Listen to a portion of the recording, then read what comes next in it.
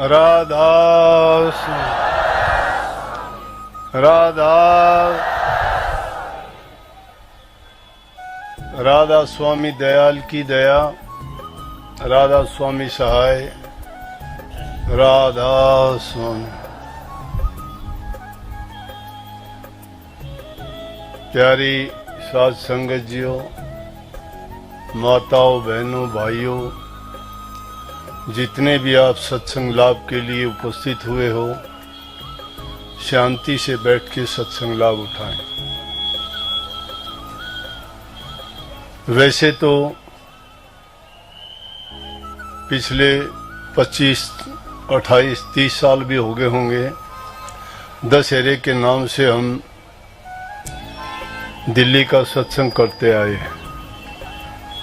शुरू में तो दशहरे के दिन ही करते थे, दूसरे त्योहारों पर भी इसी भांति होते थे, लेकिन उसमें क्या होता था कि दोनों चीज इकट्ठी हो जाती, सत्संग भी होता तो त्योहार भी होता। अब सत्संगियों के सामने परेशानी आ जाती कि क्या करें, सत्संग में जाएं या त्योहार मनाएं। तो हमने फैसला किया कि सत्संग का दिन त्योहार के दिन ना रख के उससे पहले वाला जो इतवार होगा, छुट्टी का दिन, जिसमें कोई किसी को तकलीफ ना हो और आसानी से उस सत्संग में आ सके। अब भी सत्संग दशहरा 1-2 दिन बाद ही होगा, कल या परसों का जब भी है, जितने दिन भी हो, लेकिन हमने इतवार इसलिए चुना और वो दिन भी बहुत अच्छा चुना गया है। आज 2 अक्टूबर का दिन है और आज के दिन यूं तो अनेकों जीव पैदा हुए।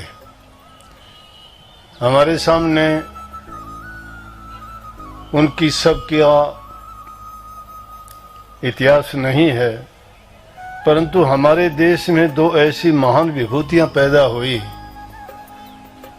कि एक तो हमारे राष्ट्र के पिता कहलाए, महात्मा कहलाए, और दूसरे इस देश के प्रधानमंत्री बने। श्री लाल बहादुर शास्त्री जी प्रधानमंत्री, उनका भी जन्मदिन आज 2 अक्टूबर का है। और हमारे बापू राष्ट्र के पिता महात्मा गांधी, उनका भी जन्म 2 अक्टूबर का ही है। ये हमने तो नहीं सोचा था, लेकिन वैसे ही पहले से ही फिक्स था। 1 साल पहले ही जब दिसंबर के महीने में सत्संग की सूची तैयार होती है तो उसमें ही फिक्स कर दिया गया था। तो जब तो नहीं देखते किस दिन क्या है, लेकिन जिस दिन सत्संग होता है उस दिन वो बातें याद आ जाती हैं। हालांकि दशहरे के बारे में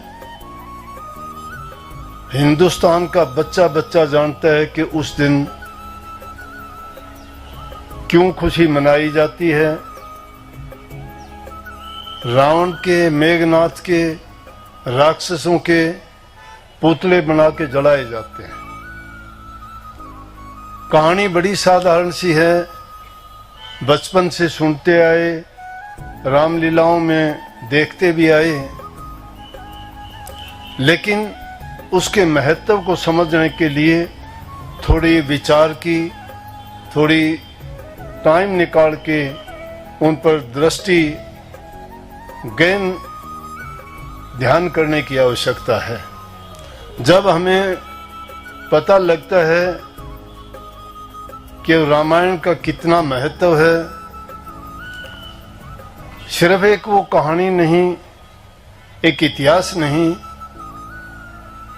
वो तो भूतकाल में जब घटित हुई तो भी उसके बड़े मायने थे, और आज भी वो एक बहुत अच्छा संदेश देती है।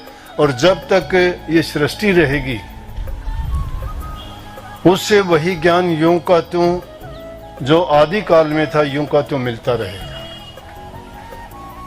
लेकिन रामायण में जो जो घटनाएं हुई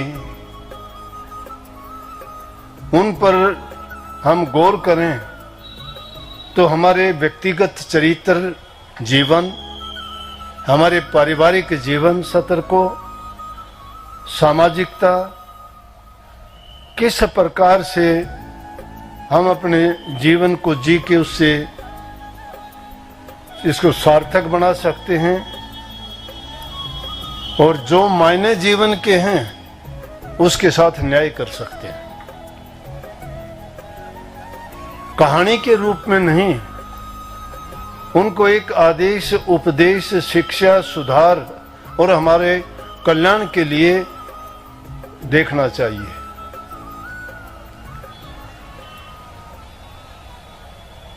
मर्यादा पुरुषोत्तम थे राम, जिन्होंने धर्म का पालन किया, पिता की आज्ञा का पालन किया, माता की आज्ञा का पालन किया।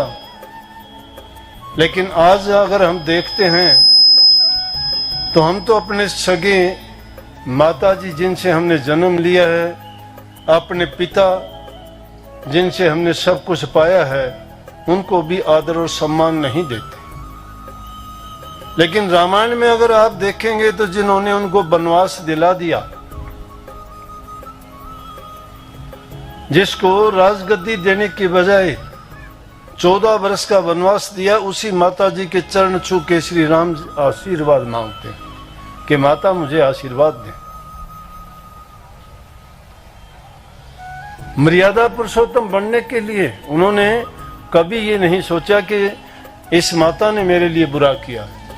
जो इज्जत और सम्मान वो अपनी सगी माता कौशल्या के साथ करते थे, वैसा ही उन्होंने कैकेयी के साथ भी किया, क्योंकि उनको वनवास दिलाने में उनकी माता कैकेयी का ही हाथ था।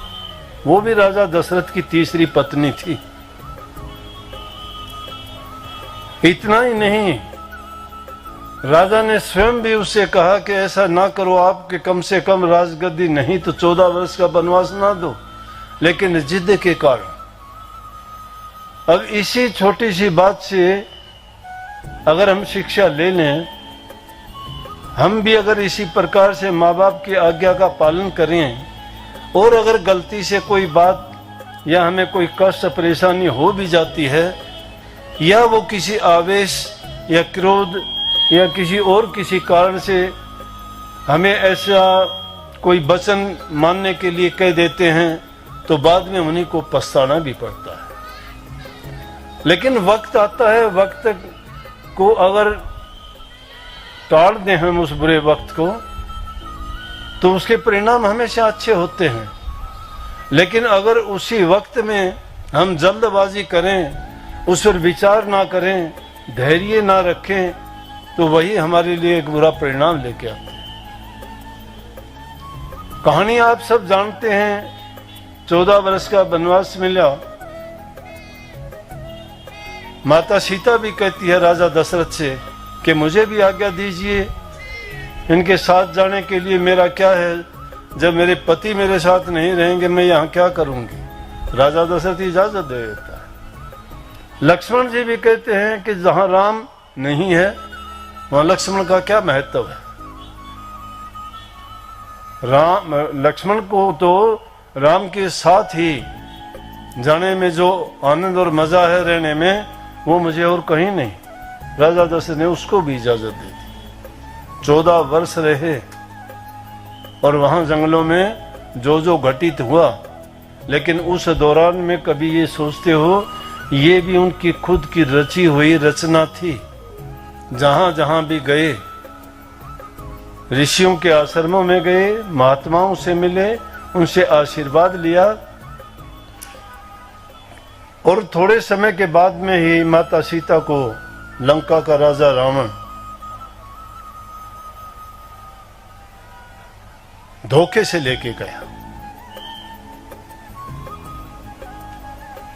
और वहां ले जाने के बाद में उन्होंने उनको इज्जत और सम्मान दिया। ये नहीं कि उन्होंने कोई गलत दृष्टि से या किसी काम के वश होके, नहीं। कारण एक ही था कि जब शूर्पणखा जंगल में राक्षसी थी, रावण की बहन थी, वो घूमती हुई गई। उन्होंने राम और लक्ष्मण राजकुमारों को, सुंदर थे, राजमहलों में पड़े रहे थे, देख के उसके मन में ये आया कि मैं तो इनके साथ शादी करूं। उसने छद्म वेश धारण करके एक सुंदर स्त्री का रूप धार के श्री राम को कहा कि मेरे से शादी करो। वो कहने लगे मेरी तो पत्नी है, शादी मेरी हो चुकी, लक्ष्मण की पत्नी नहीं है। उसने बार बार जिद की। लक्ष्मण कहने लगे मेरी भी शादी हो चुकी है। कहने लगी आपकी पत्नी नहीं है आपके साथ। बोला फिर भी मैं शादी नहीं कर सकता।